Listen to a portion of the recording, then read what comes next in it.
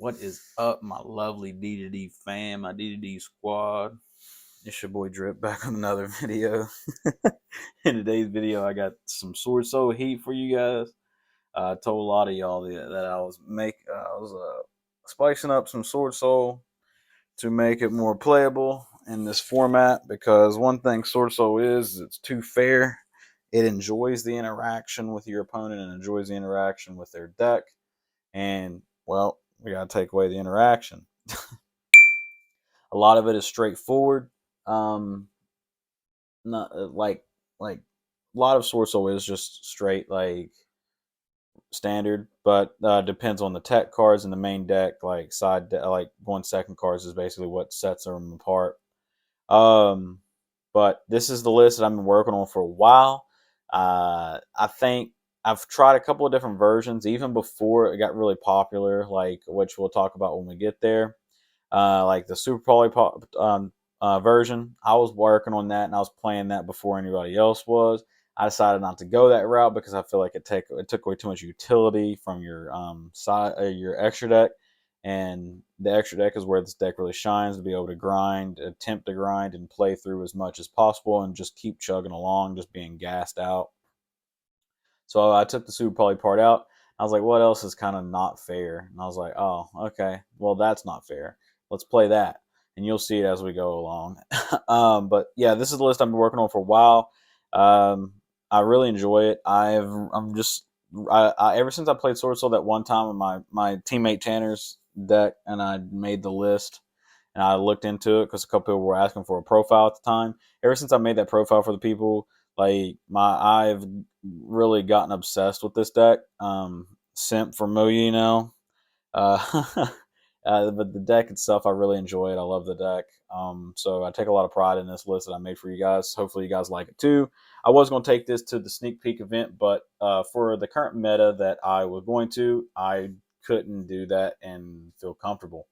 Reason being is because a lot of stuff, like a lot of decks that are in my area are meta, which this deck doesn't have a problem with. It was the rogue category that I was worried about, like stuff like tripping my stuff off, like Rika, and then Flunder, which is just a hit and miss with this deck if it can handle Flunder. It just depends, and I wanted to eliminate as much factors as I could, so I didn't play this, even though I really wanted to, and had all intentions of doing so. But the list itself, I love the list. Do I think the deck is top tier right now? Yes, I do. I think it's tier two. Tier two, I feel, and I think it can beat tier one decks and it can compete. I really do think it can. But with that being said, let's go ahead and get into this list, guys. Before we get into this, please hit the like button if you haven't already. Hit the subscribe if you haven't already as well. Bell notifications so you never miss an upload. Check the description for all the ways to support me. Discord, PayPal, Patreon. If you want to become even closer to DD fam, further than the Discord, you can check out the Patreon. If you don't need lessons and you just want to get your name on the end part of the end cap of the video, or just want to support me in what I do and help me bring videos to you guys, and that's down there as well. It lists all the different like things that you get for becoming a Patreon member in better detail than I can do it. So feel free to go check that out. I love you guys for it, but let's go ahead and get into this. Starting off, we got 50 Shades of Moye. Outside of her being uh, gorgeous as hell, I'm going to zoom in so you can see it. One of like they slowly get lighter, darker. It's like my Euro print, and this one's slightly lighter, and this one's like really light. I'm not, the camera doesn't really do it justice, but yeah, it's kind of crazy. We got Moye, Long Young, Tutaya, Tutaya. Taya is I don't know why people drop it to one. If you're playing Desires, it's kind of stupid because even with it at two, I still banish my second one all the damn time. And it's annoying. And then Controversy, two Ecclesia instead of three. Three was really good when we had the Hulk Auroradon. It's kind of same way, sort of sense with Adhara. I like two. Two has worked out for me. You want to see Tenyis and Worms. You don't really want to see a Spellcaster, even though it is nice seeing this special in this. And then if they stop your Moye or your Taye, you can just synchro away, which is really nice. Yes, I get that. But I like a two Ecclesia. I don't like three. I've tried it with. I just don't like it. I'm sorry. Then I got three Emergence. Emergence is emergence. A lot of this is standard lineup. This is just usually the only one where people go back and forth on. 2 is what works out for me, and I'm sorry, it just does. But I don't judge you if you run 3. I really don't. Moving on to the Tenyi lineup, which mine will differ from other people's too in a couple of ways. We got 3 Ashuna, 3 of the best boy Vishuda, 2 Adhara. Adhara is Adhara, and then the one that I run is Mapra. Nobody really runs this, and I don't even think anybody even knows what the hell it does. This is better than Shatana, hands down. This is better than Shatana in every way possible. This one, it's a fire instead of a water, so even when you tag out with Dragon Circle, you can immediately go into your Boxia and bounce more back than just one. So your Boxia is better with Mapra because if not, your token's water and then your Shatana's water. So if you want to clear the board, sometimes it forces you to make your second Boxia when you don't need to, and then you don't have a Boxia for the grind, and then running 3 Boxias is just meh. It's not really necessary, even though it's a very good card. On top of that, your recursion effect with Shatana is not necessary as much because that will hardly ever happen. And if it does, it's just not practical. As aware Mapra, if you don't know what it does, it protects your whenever they would try to target your non-effect monsters, you can banish this from your hand or grave to negate and destroy. So like if you're playing against a backrow deck and they use like Dogmatic Punishment or something, they use Dogmatic Punishment, you can banish this from hand or grave and negate and destroy the punishment. Like try to target and destroy. So like this is a lot better than Shatana in every way. I have not seen another single person running this card. Mainly because a lot of like I love you guys as Yu-Gi-Oh players, but like a lot of you all are like streamlined as hell. You don't know how to use your noggin. A lot of people just like to just copy everybody else, which is fine. I get that. If it works, it works. If it's not broken, why fix it, right? I get that. I get that 100%. But once if you learn an archetype and you learn an engine, it's kind of silly to not look into the rest of the engine if there's more to it than meets the eye, obviously. So if like there's more in like Sword or Tennies and stuff like that, it's kind of silly to not see if you can try anything else or anything else can set you up for success. Then we are obviously running the Dragon Circles. This card is absolutely freaking cracked. This card is the best card in the deck by far. Not even the fact that it's just dodging shit. The fact that this allows you to have follow up and helps you push for game on the crackback if they break your board and stuff is absolutely absurd. The fact that this is an El Shaddai fusion basically in the battle phase, because a lot of people they don't know, and a lot of people probably wouldn't think of this play, but it's a big brain play. If you're in the battle phase, for example, because if you're in the main phase, you tribute off a normal monster, you can special summon like Moya or something, but it's from deck, but its effects negated, but only in the main phase. So if you're going battle phase, you can go battle phase, attack, basically El Shaddai because it's a quick play from hand, quick play, so you can attack with your normal, tribute the normal, special summon the Moya, and then attack again. Use Moya effect on summon to reveal a worm from hand, and then get yourself a token. Attack with Moya. If for some reason you don't have game, main phase 2, then you go off from there. Because this only negates your monsters if you tribute a normal monster, especially an effect monster from deck that's not a Tenyi and whatever. Moral story is it only negates the monster that you summon's effect during the main phase. So if you in the battle phase and with something like Moya, you can still like do it. So it's really gross how like this card is just, I don't know, it's just absolutely disgusting. I love it. I really do. Moving on to the go second cards. These are all the ones that I feel are the most like dominant and will go the furthest and do the most for you without playing into your opponent's utility cards. 3 impermanents. Imperm is the best hand trap right now. 3 droplets. Better than it's better than whatchamacallit right now. Better than Dark Ruler in my personal opinion.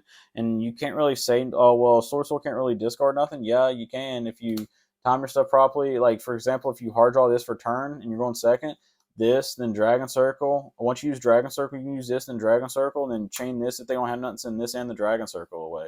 So you just got 2 off for the price of 1. And then the real fun card, Mystic Mine. Mystic Mine, these are the best 9, really. My personal opinion, you can main inside of this deck right now.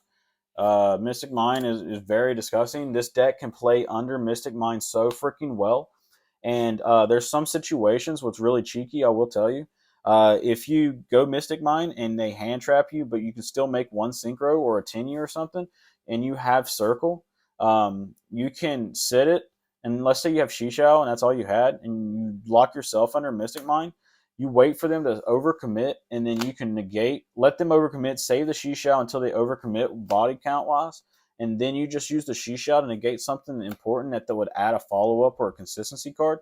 And then after that, during end phase or something, you just chain this to tribute your Shishao and then lock them under mine, and then you can sit on it until you get card advantage.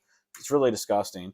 Dragon Circle is your out to Mystic Mine, by the way. Your main deck out to Mystic Mine, because if they try to Mystic Mine lock you, you just link or synchro your shit off if you can, and just link it off, and just sit on this. And even if you can't link everything away to tribute all off at once, if they try to deck you out, you're going to eventually draw into your other copies to continue tributing your stuff off.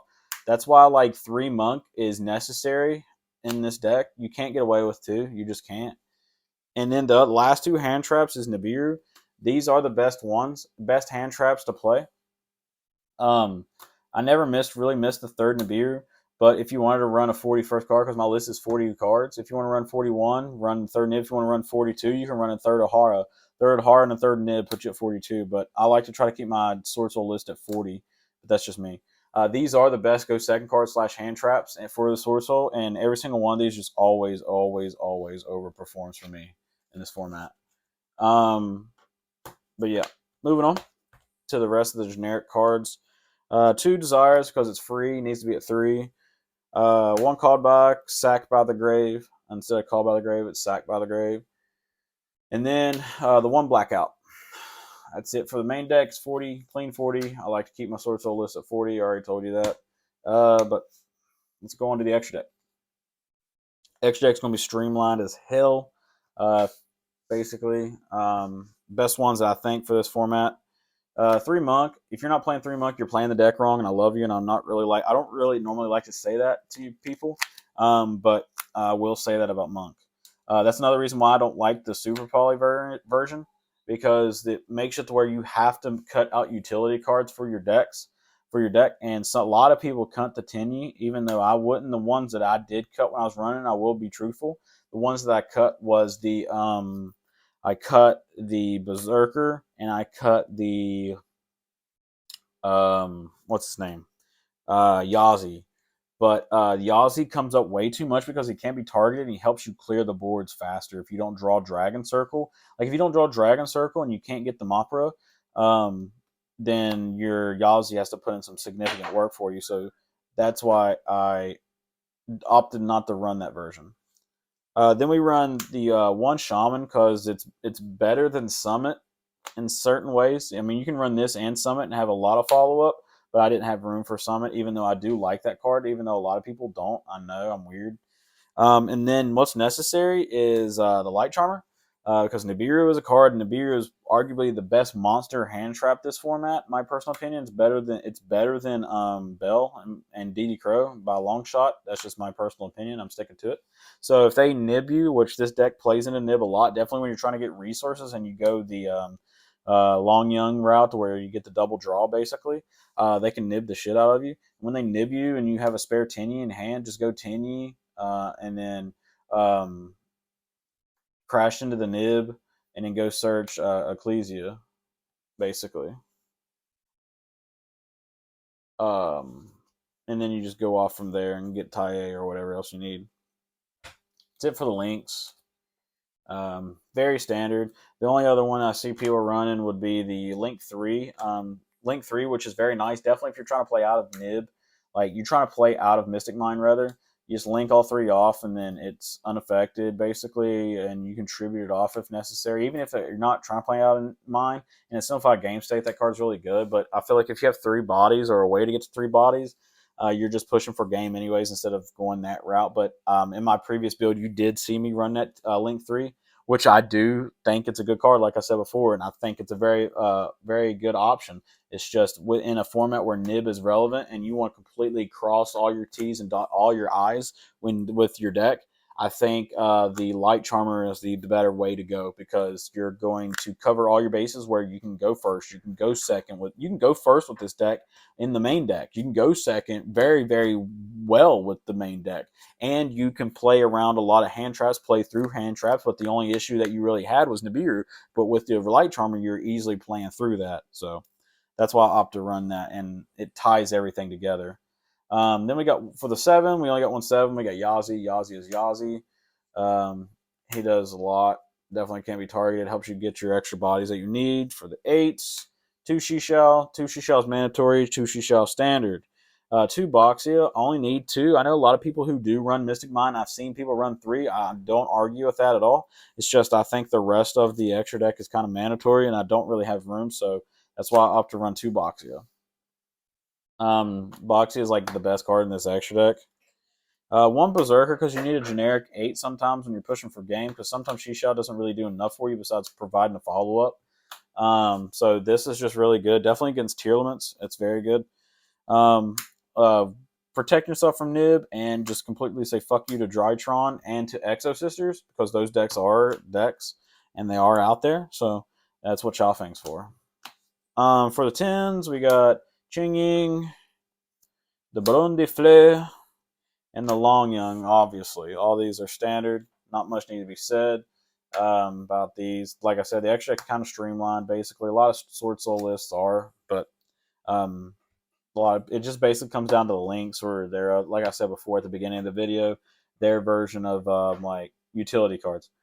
There's no side deck for this deck, guys. It's not a tournament deck, even though I did have a side deck made for you guys. If you need help with the side deck or want to know what I run in the side deck, just comment down below or hit me up in the Discord, and I'll let you know what the most generic side deck would be if you were to take this to an event. Do I think you should take this deck to an event? Oh, yeah, most certainly. It's a rogue deck at this point, even though it's a tier 2 deck. You can catch people off guard with it. Nobody's going to be expecting it. Everybody's expecting Sprite, Runic, Tier, and everything else. But with that being said, guys, I love you guys so much. It's a clean 40, clean 15. Be on the lookout for upcoming videos and deck profiles and stuff like that. I have quite a few stuff rolling out. I'm trying to get some other stuff going out for you too. And but with that being said, I love you all so much. Please have a wonderful night, morning, evening, whenever you're watching this video. Hope you all are staying safe out there in the age of COVID. It's your boy Drip signing out. Until next time, guys. Love you. Peace. Good dueling, my guys.